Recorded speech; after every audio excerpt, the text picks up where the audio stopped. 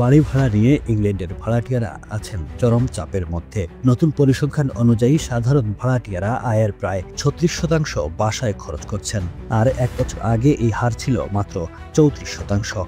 London সবচেয়ে ব্যয়বহুল শহর। এখানে গড় ভাড়া 1957 পাউন্ড, যা আয়ের 41% এর বেশি।